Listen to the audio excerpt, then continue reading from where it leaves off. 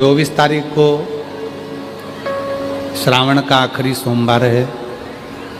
आप सभी को श्रावण के विरामी सोमवार की बहुत बहुत बधाइयाँ। चंचुला देवी ने जल चढ़ाना प्रारंभ करा। एक दिन चंचुला देवी कुछ दिन तक जल चढ़ाते चढ़ाते जा रही थी और एक बार पांव घाट पर फिसल गया।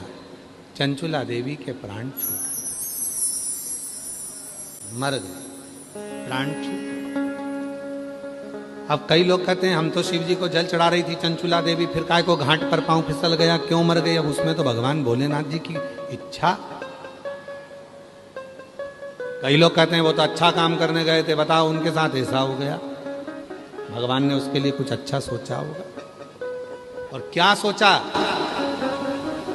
गांव के लोग तो रो रहे थे कि चंचुला देवी बेचारी शिव जी को, वो महाराज के कहने पर संत ने कहा था एक लोटा जल चढ़ाना, जल चढ़ाने में लग गई और एक उसका पांव घाट पर फिसल गया और चंचुला देवी के प्राण छूट गए। अरे भाई, चंचुला देवी के प्राण छूटे और चंचुला देवी कैलाश धाम पर पहुंची। माँ पार्वती जी की सहेली बन गई। पार्वती जी ने देखा चंचुला तू इतनी मौन क्यों? पहले तो भगवान चंचुला से पूछा तू आई कैसे, तो कहा सब कराया, मेरे पति को मुक्ति नहीं मिली। आखिरी में एक संत ने मुझे एक लोटा जल पकड़ाया, मैं मंदिर जाना प्रारंभ करी, घाट पर पांव फिसला, मैं मर गई, प्राण छूटे तो मैं कैलाश पर आ गई।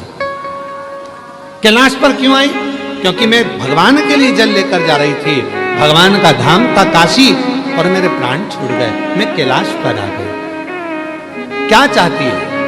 बस मेरी तो मुक्ति हो गई, मैं तो यहां आ गई, पर एक दुख है, मैं यहां पर आई हूं पर मैं विधवा हूं, बेधव्य हूं। मैं चाहती हूं मेरे पति प्रेत योनि से मुक्त हो और एक दिन मैं भी लाल चूना रोड़ कर, लाल चुनड़ी ओढ़ कर, 16 श्रृंगार धारण कर कर मैं अपने पति के लोक को जाऊं। पार्वती जी ने कहा ये तो बड़ा मुश्किल है, विधवा होने के बाद सौभाग्यवती होना कितना कठिन है, पर विधि के विधान को अगर कोई पलट सकता है तो वो केवल एक है, वो मेरा देव अधिदेव महादेव। शिव ने कृपा कर दी, कह दिया कह दो चंचुला को तुम रुका जी को बुलाया जाए, कथा करी जाए। चंचुला देवी कहती है कि मेरे पास तो कुछ है नहीं, तो मैं दूंगी क्या? कुछ नहीं, तू कथा सुन, जहां कथा होती है वहां जाकर बस बैठ जाना। तेरा पति प्रेत योनि में होगा, वो भी कथा में आएगा, तू जहां जाएगी वो पीछे पीछे आएगा। भले प्रेत है, भूत है, लोग कहते हैं इसको पित्तर लग गए, लोग कहते हैं इसे वास्तु दोष लग गया, लोग कहते हैं काल सर्प दोष लग गया। हम कहते हैं शिव पुराण में जाकर बैठ जाओ, तुम्हारा वास्तु दोष, तुम्हारा पितृ दोष, तुम्हारा सारे दोष तुम्हारे पीछे पीछे चलकर कथा में आएंगे। वो भी बैठेंगे जैसे चंचुला देवी का पति बैठा, कथा सुनी। शंकर पार्वती सर गोरा बन गए, जजमान बनकर कथा करी, श्रवण करी और वहीं चंचुला देवी का पति भी आ गया। और हुआ क्या? शिव पुराण की कथा सुनते से ही चंचुला देवी का पति प्रेत योनि से मुक्त हो गया। सुंदर श्रावण का महीना, मंगलवार का दिन, चंचुला देवी अखंड सौभाग्यवती धारण कर कर भगवान शिव से कहती है बाबा मुझे मेरे पति के लोक में जाना है। बाबा कहते हैं चंचुला 16 श्रृंगार कर कर मेरी धर्म पत्नी गणगौर बनकर आई है, 16 संस्कार मैंने धारण करे जो सनातन धर्म की नींव है। संसार में मंगला गौरी का व्रत जो 16 वस्तुओं का दान कर कर माताएं करती हैं, उसके जीवन में खुशियां ही आती हैं। ये मंगला गौरी सदा सुख प्रदान करती है। आज चंचुला मैं तुझे वर देता हूं, तो तेरे पति के लोक में अखंड सौभाग्यवती होकर रहेगी। शिव महापुराण का सबसे बड़ा सार है कि वो जितने लोग इसको श्रवण करते हैं, कर्म के फल के अनुसार भले उनके जीवन में कुछ भी हुआ हो, पर उनका एक जन्म नहीं होता, वो शिव की शरणागति ग्रहण कर लेते हैं। इतना सुंदर कहा है। हम पूरे छत्तीसगढ़ वालों से नहीं, पूरे देशवासियों से कहना चाहते हैं, हे छत्तीसगढ़ वालों, थोड़ा सा लालच देखकर, थोड़ा सा धन देखकर धर्म मत छोड़ना, दूध नहीं दे गाय तो गाय को रोड पर मत छोड़ना। और इच्छा अगर भगवान भोलेनाथ पूरी करने में देरी लगा दें तो भी एक लोटा जल मत छोड़ना। कोई कितना लालच दे, कोई कितना धन दिखाए, कोई कितनी भी संपदा दिखाए, तो भी अपना सनातन धर्म मत छोड़ना। अपना सनातन धर्म छोड़कर हमें कहीं नहीं जाना। इससे सुंदर कोई धर्म नहीं होगा जहां एक लोटा जल सारी समस्या का हल। बोल बम का नारा है, श्री शिवाय। इससे सुंदर धर्म क्या होगा? एक लोटा जल चढ़ाया, 3 बार ताली बजाई, काम हो गया। और शिव पुराण तो यहां तक कहती है, भगवान शंकर की कथा तो यहां तक कहती है कि बाबा की कथा में हमारे पास में कई लोग कहते हैं बाबा जी हमारे पास डमरू नहीं है, हम डमरू बजा सकते हैं। कोई ने कहा बाबा जी हमारे पास ये नहीं है, हम ये ला सकते हैं। यहां तक शिव पुराण कहती है शंकर भगवान को प्रसन्न करने के लिए स्वयं देवताओं ने भी जो प्रयास करा, हाथ के डमरू नहीं, सामान के डमरू नहीं, अपने गाल के डमरू का नाद, गाल के डमरू का नाद किया। इसलिए आज भी बंगाल में, आज भी साउथ में, आज भी दक्षिण में गाल के डमरू बजाए जाते हैं। आपने देखा होगा कोई ऐसे दीवान को उड़ उड़ करता हुआ, कोई ऐसे करता हुआ। जब देवी की पूजन करते हैं, देवता की पूजन करते हैं तो कई लोग डमरू का नाद करते हैं। इसको गल डमरू कहते हैं। नहीं, हमारे पास कुछ नहीं। अरे तेरा ही दिया मैंने खाया पिया है, तेरा शुक्रिया, तेरा शुक्रिया है।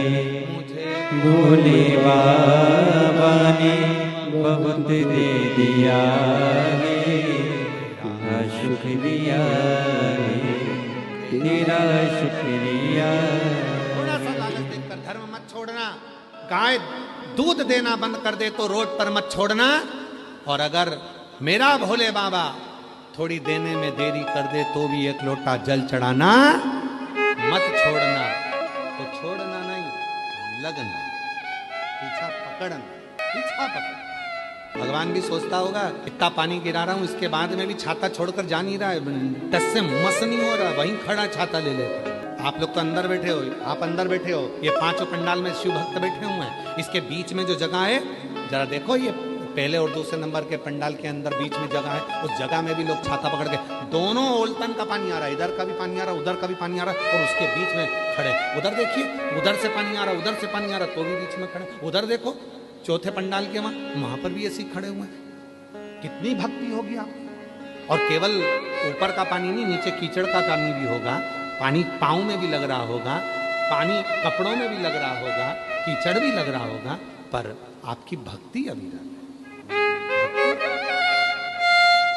और ये आप सीहोर वाले बाबा को सुनने के लिए नहीं आए, और सीहोर वाले बाबा की सामर्थ्यता भी नहीं है कि हम आपको कुछ सुना सकें।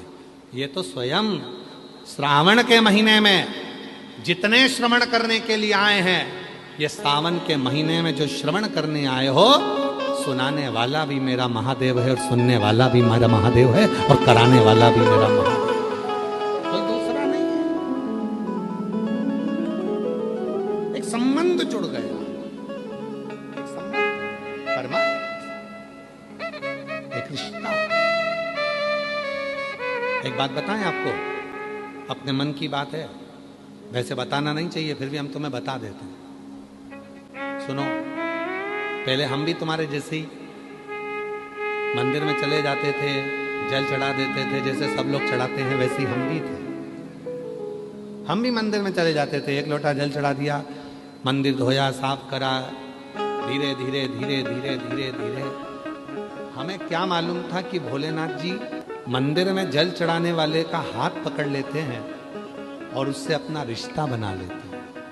इसीलिए मेरी बहनों, मेरी बेटियों, मेरी जीजियों, मेरे जीजाओं, मेरे भाई, मेरे बुजुर्ग माँ बाप, हम आपसे कहते हैं कि आप कुछ मत करो, शिव के मंदिर में जाकर एक लोटा जल चढ़ाना प्रारंभ कर दो, तुम्हें रिश्ता जोड़ने की जरूरत नहीं पड़ेगी। बाबा खुद तुम्हें अपनी बेटी बना लेगा, तुम्हें अपना बेटा बना लेगा और तुमसे रिश्ता। क्या मिलता है सुनने से, क्या मिलता है श्रवण करने से? तो कहा, जब मनुष्य शिव के मंदिर में प्रवेश करता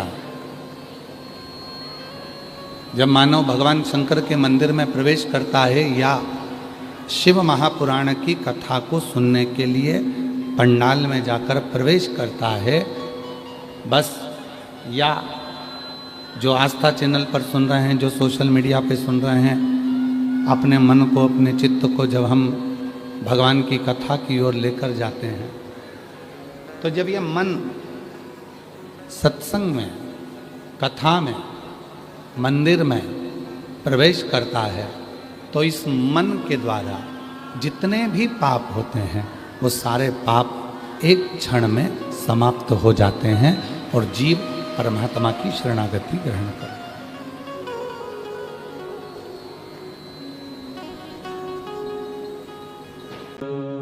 सत्संग में, मंदिर में, भगवान की शरणागति में कौन जाता है? किसको भगवान अपनी शरणागति में बुलाता? कोई अपनी फैक्ट्री पर है, कोई अपनी दुकान पर है, कोई अपने व्यापार पर है, कोई अपने कार्य में लगा हुआ है। माताएं भी सब अपने अपने कार्य में व्यस्त हैं, सब अपने कार्य में। पर यदि आप सूचना मिलने पर कि हमारे भिलाई में जयंती स्टेडियम में शिव महापुराण की कथा चल रही है, सूचना मिली, सबको मिली, पर इतने बड़े भिलाई में से भगवान उसी को अपने पंडाल में बुलाता है जो भगवान का रिश्तेदार होता है, शिव का रिश्तेदार। शिव का कोई संबंध उसका पुराना है।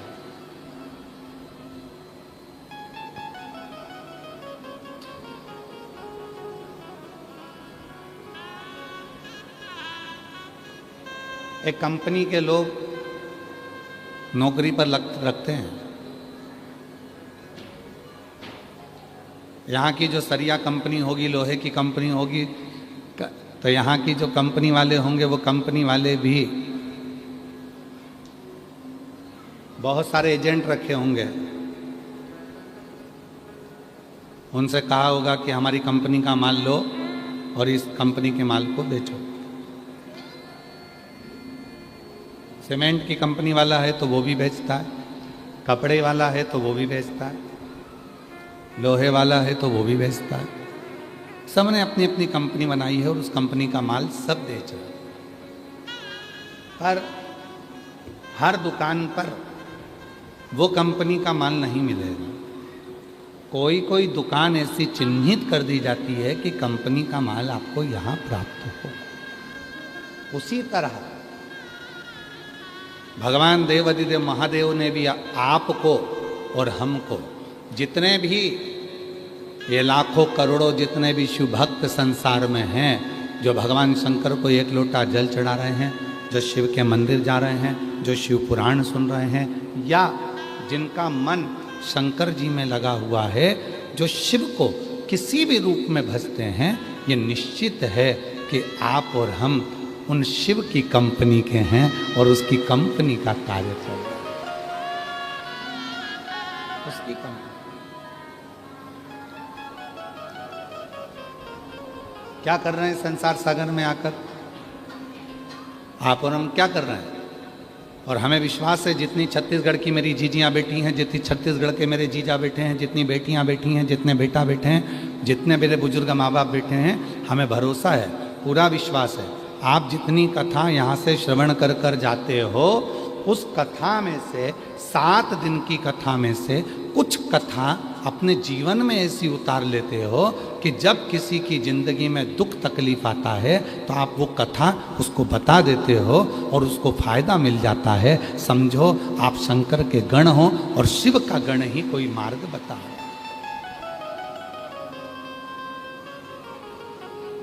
अब शिव के गण हो और शिव का गण ही कोई मार्ग बता है। शिव कितनी परीक्षा लेता है बाबा।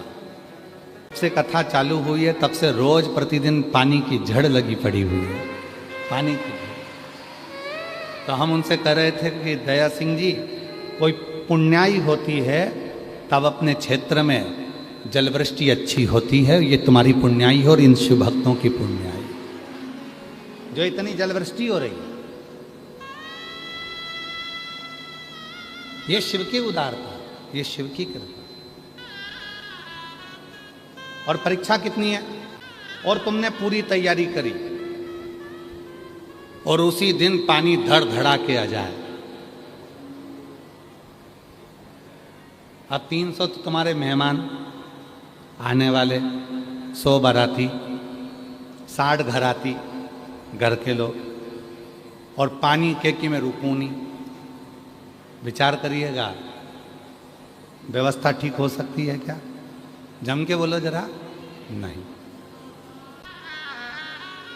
चंचुला, मुझे एक बात समझ में नहीं आती कि तू कैलाश धाम तक, भगवान शिव के इस धाम तक तू कैसे पहुंच गई?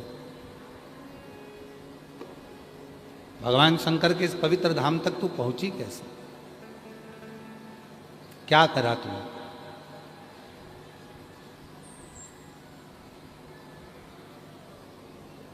चंचुला बोली, मेरे जीवन का बहुत दुख है, बहुत दुख। कोई छोटा मोटा दुख मेरी जिंदगी का नहीं है, मेरे जीवन में बहुत दुख है, बहुत तकलीफ। और कल कथा में कहा था, जूते की दुकान पर एक जूता नहीं बिकता है, जूते की दुकान पर जोड़ी से जूता बिकता है। 8 नंबर का जूता लोगे तो 2 ही जूते मिलेंगे, एक इस पाँव का, एक इस पाँव। उसी तरह जीवन में जब हम जन्म लिए हैं तो हमारी जिंदगी में 2 ही चीजें हैं, एक सुख और एक दुख।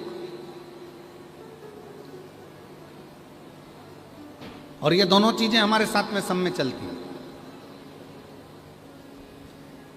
कोई करोड़पति बन जाए, धनपति बन जाए, वैभवपति बन जाए, सत्तापति बन जाए, बहुत दौलत का अधिकारी बन जाए, जिसके पास में खूब सारा पद मिल जाए, कुर्सी मिल जाए, प्रतिष्ठा मिल जाए, यश मिल जाए और खूब वैभवपति हो जाए, और ये सोचे कि मेरी जिंदगी में दुख नहीं आएगा, तो ये तो व्यर्थ की बात, व्यर्थ। दुख तो आएगा, तकलीफ तो आएगी, कष्ट तो आएगा, और वो कष्ट को, वो दुख को, वो तकलीफ को कोई दूसरा भी नहीं मिटाएगा, उसको आपको खुद को मिटाना पड़ेगा, स्वयं। कोई शाम के समय पर बोल रहा था, गुरुजी मेरे कर्म भगवान ने ना जाने कैसे लिख दिए, मेरे कर्म में भगवान ने दुख ही दुख लिख दिए। हमने कहा, देखो भैया, आप कह रहे हो कि भगवान ने आपका कर्म लिखा है, पर सही मायने में तो यह है कि अपना कर्म परमात्मा कभी नहीं लिखता, अपना कर्म अपन खुद लिखते हैं। हमने जो पूर्व में करा होता है वो हम आज पढ़ रहे हैं, और जो आज कर कर जाएंगे वो हमें अगले जन्म में पढ़ना है। कोई हमारे कर्म को कोई दूसरा नहीं लिख सकता, हमारे कर्म को कोई दूसरा लिखने वाला नहीं हो सकता। हमारे अपने कर्म को हम स्वयं लिखते हैं, स्वयं। इसलिए आपको कल भी कहा था, हिम्मत बुरे कर्म कर बंदे वरना पछताएगा, भगवान की आंखों से तो बच नहीं पाएगा। कि मैं बड़ी दुखी हूं। पार्वती जी बोल रही हैं कि दुख तो मेरे को मालूम है, तेरे जिंदगी में कितना दुख है, पर तू ये मुझे बता कि तू यहां कैसे पहुंच गई?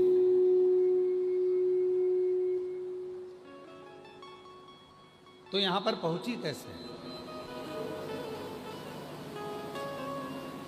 लोग मरने के बाद इतनी जल्दी कैलाश नहीं आते, लोग मरने के बाद इतनी जल्दी कैलाश पर्वत पर शिव के धाम में नहीं आते। डीले कम कर दो थोड़ा। लोग इतनी जल्दी कैलाश पर्वत पर नहीं आते, इतनी जल्दी लोग मरने के बाद शिव के धाम नहीं आते। तुम इतनी जल्दी शिव के धाम कैसे आ गए?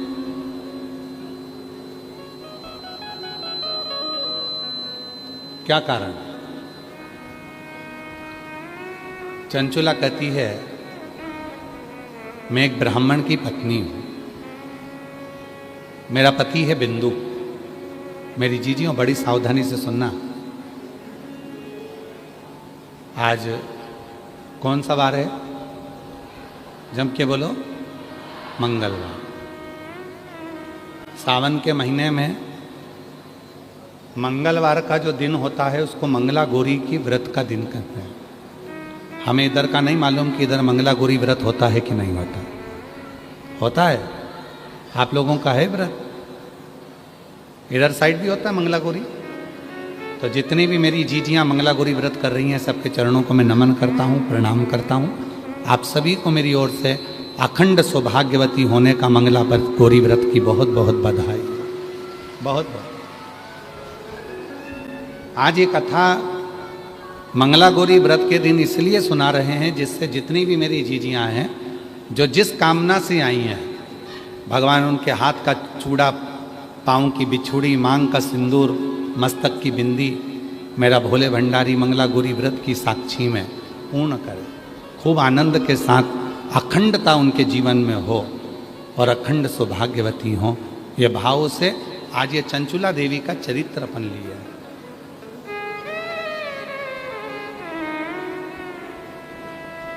कौन? अच्छा, ठीक है।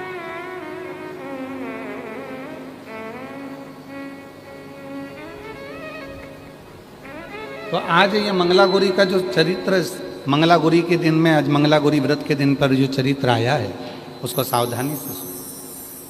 चंचुला देवी कहती है मैं ब्राह्मण की पत्नी हूं और बिंदुक मेरा पति है। बहुत अच्छा था मेरा पति, भगवत भजन भी करता था, कीर्तन भी करता था, मंत्र जाप भी करता था, नाम जाप भी करता था, भगवत भक्ति में डूबा रहता था। पर उसकी जिंदगी में कुछ ऐसे मित्र आ गए जिन मित्रों ने मेरे पति की दशा को बदल दिया,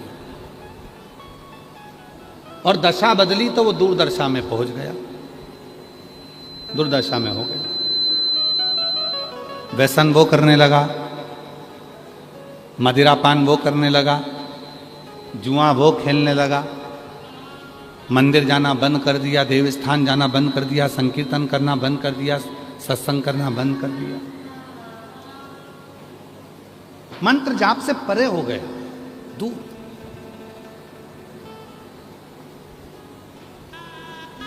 आखिरी में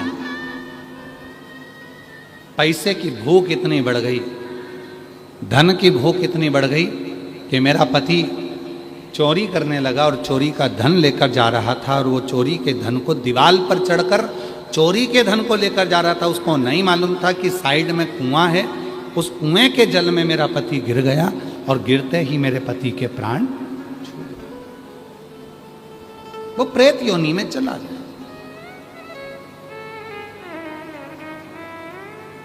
जीजियों,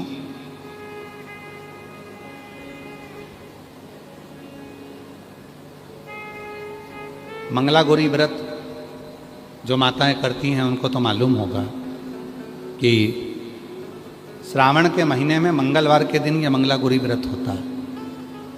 कुंवारी लड़कियां भी करती हैं, शादीशुदा माताएं भी करती हैं, और जगत की जितनी नारियां हैं इस मंगला गौरी व्रत को अपनी कामना के लिए करती हैं। 16 चीजों का इसमें दान दिया जाता है, 16 वस्तुएं इसमें दान करी जाती हैं, 16 चीजें इसमें दान किए जाते हैं।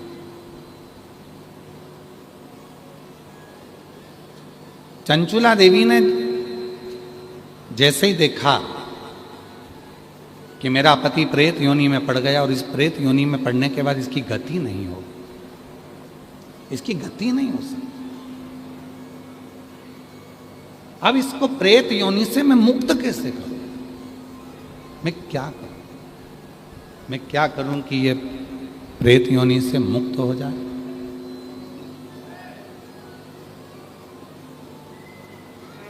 मैं ऐसा कुछ कर दूं जिससे ये प्रेत योनि से छूट जाए, तो करूं क्या? गई, एक ब्राह्मण देवता के पास पहुंची और वहां जाकर उसने उनसे निवेदन करा। ब्राह्मण देवता ने कहा तुम्हारी पति तो इतना गलत था, जुआ खेलता, मदिरा पीता, मांसाहार करता, वेश्यावृत्ति करता, गलत काम करता, तो उसको तो प्रेत योनि में जाना ही था। डीले कम कर दो, डीले कम कर दो। उसको तो प्रेत योनि में जाना ही था। अब उसके लिए क्या करोगी? चंचुला देवी ने ब्राह्मण देवता से कहा, बाबा मैं भी ब्राह्मणी हूं, ब्राह्मण की पत्नी हूं, पर बात इतनी सी है कि मेरा पति स्वप्न में आता है और बोलता है कि मेरी मुक्ति नहीं हुई, मेरा मोक्ष नहीं, प्रेत की योनि में पड़ा, भटक रहा। कभी वो मुझे श्वेत कपड़े में दिखता है, कभी मुझे वो सफेद वस्त्र में नजर आता है, कभी एकदम विकराल सा रूप रख लेता है, कभी उसके दांत बड़े नजर आते हैं, कभी उसकी बड़ी बड़ी आंखें नजर आती है, कभी बाल बिखरे नजर आते हैं, कभी उसका स्वरूप मुझे समझ नहीं आता, उसका स्वरूप क्या है।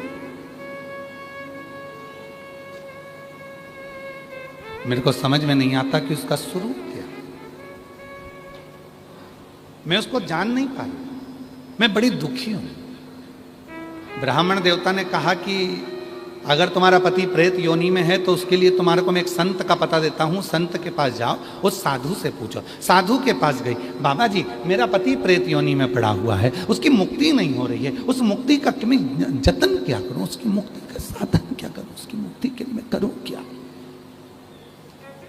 उसकी मुक्ति के उपाय क्या करूं? शंभु शंभु शंभु शंभु शंभु शंभु शंभु, उसकी मुक्ति का मैं यत्न क्या करूं, उसकी मुक्ति का उपाय क्या करूं? शंभु शंभु शंभु शंभु शंभु शंभु, उसकी मुक्ति का मैं यत्न क्या करूं, उसकी मुक्ति का मैं उपाय क्या करूं, क्या उपाय करूं, क्या यत्न? आप जो बताएं मैं यत्न करने को तैयार, मैं उपाय करने को तैयार। आप जो उपाय बोलोगे मैं वो उपाय कर लूंगा। संत ने कहा,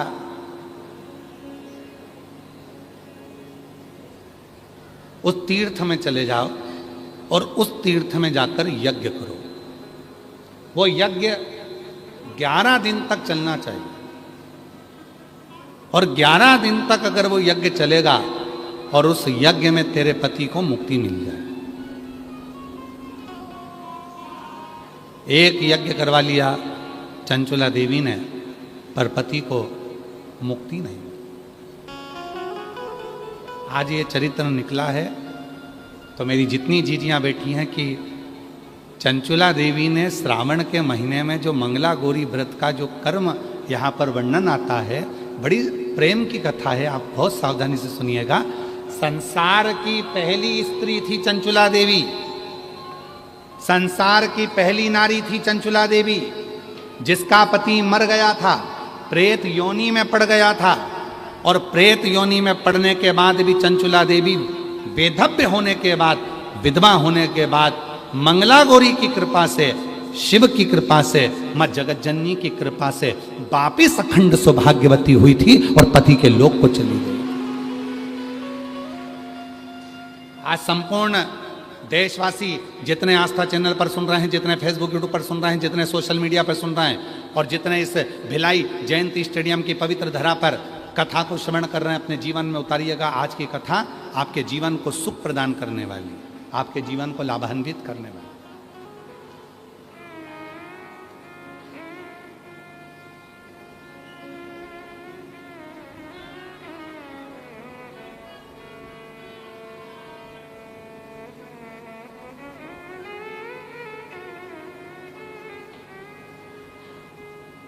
गई चंचुला देवी तीर्थ में जाकर उसने यज्ञ करवाया, पर उस यज्ञ से उसके पति को मुक्ति नहीं। पति फिर दर्शन दिया, और अब की बार पति आया तो वो एक छोटे से सर्प के रूप में उसके कक्ष में आ गया, और कक्ष में आकर उसके जिस जगह पर वो जिस स्थान पर सोती थी, उसी स्थान के कोने में वो बैठा। एक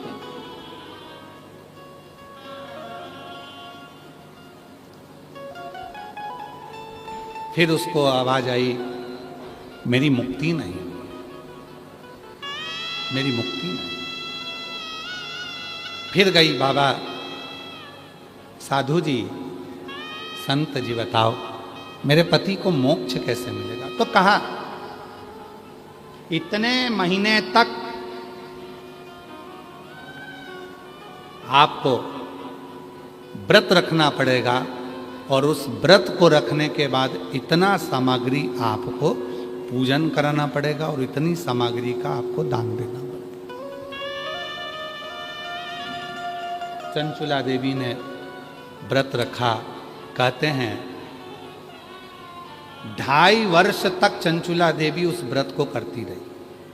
2.5 वर्ष जो व्रत संत ने बताया था वो 2.5 वर्ष तक चंचुला देवी ने करा। 2.5 वर्ष में चंचुला देवी केवल जल का आचमन करती थी। जल का आचमन चंचुला देवी करती थी, उसके सिवाय कुछ न लेती थी। ऐसी दुर्बल सी चंचुला देवी 2.5 वर्ष में हो गई थी। 2.5 वर्ष में एकदम दुर्बल हो गई थी। कुछ भी शरीर में नहीं था, केवल हार्ड शरीर में हड्डियां ही हड्डियां थी और ये चमड़ी थोड़ी सी चढ़ी हुई थी, मांस पूरा गल चुका था। चंचुला देवी एकदम दुर्बल हो गई थी, एकदम दुर्बल। पूरा व्रत कर लिया, दान कर लिया, पुण्य कर लिया, उपवास कर लिया, यज्ञ कर लिया। अब चंचुला देवी ने विचार करा अब तो मेरे पति को प्रेत की योनि से मुक्ति मिल गई होगी। चंचुला देवी वापिस अपने घर पर आई। घर पर आकर चंचुला देवी ने फिर विश्राम करा और विश्राम करने के बाद प्रातः में उठी, उठकर भोजन बना रही थी और भोजन बनाते समय खिड़की में से आवाज आई, भूख लगी है, भोजन दे, मुझे भूख लग रही है, भोजन दे, मैं भूखा हूं, भोजन दे। जो खिड़की में से झांका, चंचुला देवी ने तो कोई नजर नहीं आया। फिर भोजन बनाने बैठी तो फिर आवाज आई, मुझे भूख लगी है, भोजन दे दो। चंचुला देवी ने आवाज लगाकर कहा, मैं खिड़की में से झांकती हूं, कोई मुझे दिखता नहीं है। तुम कौन हो जो तुम भूख से व्याकुल हो और मुझसे भोजन मांग रहे हो?